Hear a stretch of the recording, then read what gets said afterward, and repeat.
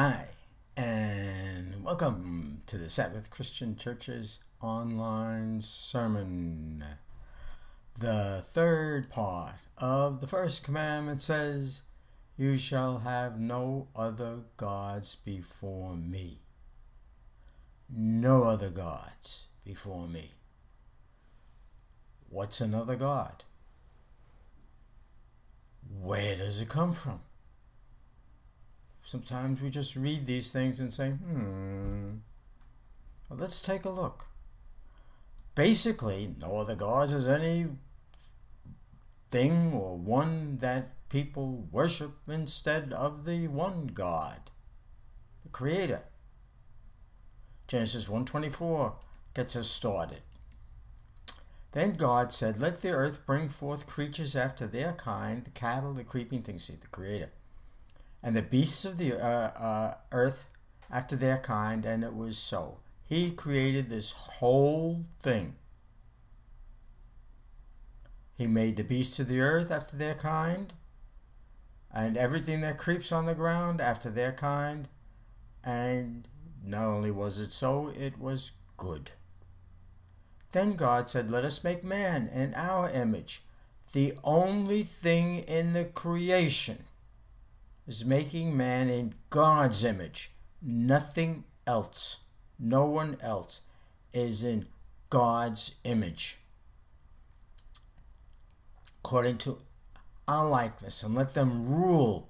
He gave man the authority to rule over the fish, the birds, cattle, over all the earth and every creeping thing that creeps on the earth. Everything on the earth is under man's authority given to him by God.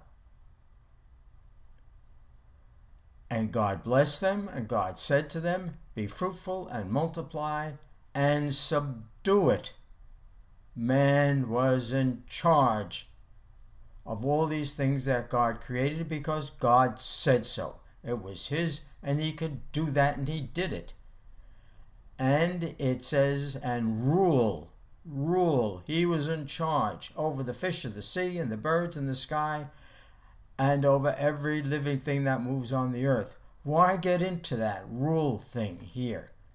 Because, as we will see, it means very important things in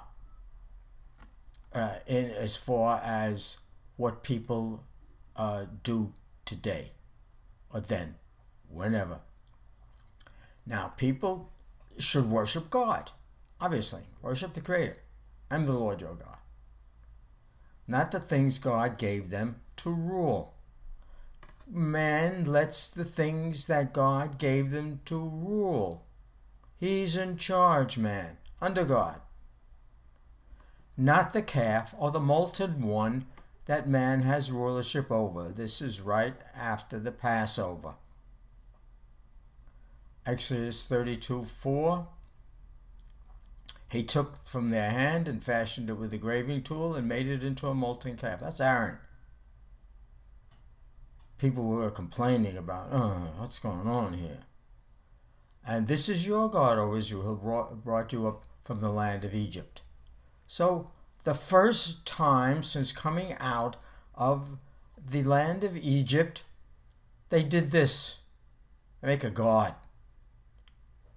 And what do they make the god out of? Molten calf, the thing that man is supposed to rule over, a calf. And a piece of metal. How does man do that? Looks at this thing here, and they have the Creator God, and they look around and see everything that God's created, and they worship that. God rules the creation. We must not worship the things that God created for them, for us. In the beginning, God created the heavens and the earth. This is where it comes from. All these things are created by God. These things are not the Creator. They're not to be worshipped. Another example of what went on in the creation that people tend to do interesting things with. Genesis 1:16 says God made the great lights, the greater light to govern the day and the lesser light to govern the night. He made the stars also. He made these things. And what did he make them for? For us. So we have daytime and nighttime. And so we get the heat that goes on the planet so things can grow. God did all that to govern things for us. Okay? Not He's the creator of these things, and he made them for us.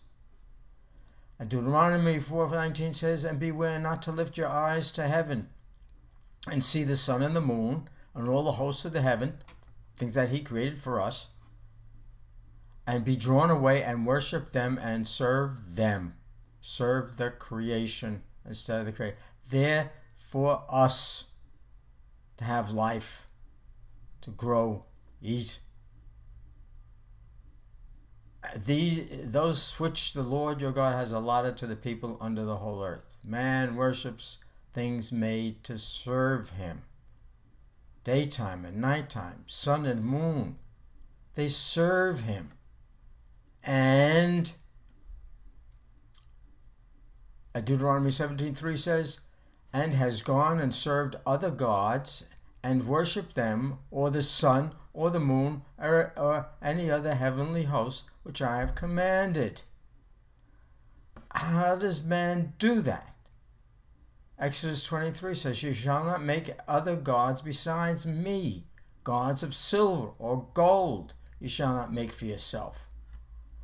And he said to them to do that. Later on, Moses returned to the Lord and said, alas, these people has committed a great sin. They made a god of gold for themselves. They're taking something, a god of gold, a calf, that's out, there, you're providing some nice food, milk, a gold, worship, a piece of metal. Then Moses returned to the Lord, and he said that, and then interestingly, this is what Timothy has to say about that, 6:10. For the love of money, gold, all sorts of evil. The love of money is the root of all sorts of evil. And some, by longing for it, have wandered away from the faith and pierced themselves with many griefs. Don't do that, God said. This is what's going to happen to you. Do this in the New Testament even as well. Jeremiah 25:6 says, do not go after other gods to serve them and worship them. Don't provoke me to anger. When people and the world has money as its worship, it provides disaster because God will take that for so long. God also emphatically states one sin, idolatry, as representative of all their sins. No gods before me. And redundantly, of course, even demons can only do what God says or allows. People worship demons all the time. He created them. God has authority over demons to do what he says. Look in Job. The Lord said to Satan, behold, all that he has is in your power. Only do not put your hand on him. So Satan departed and did exactly what the Lord told him to do. Told it to do. And then Jesus also tempted by Satan. And Satan tempted to turn this stone into bread and the other things that he tempted. What does Jesus say to him? Go, Satan. God allowed this to happen. Go, Satan, because this is what happens. Go, Satan. For it's written, you shall worship the Lord your God and serve him only.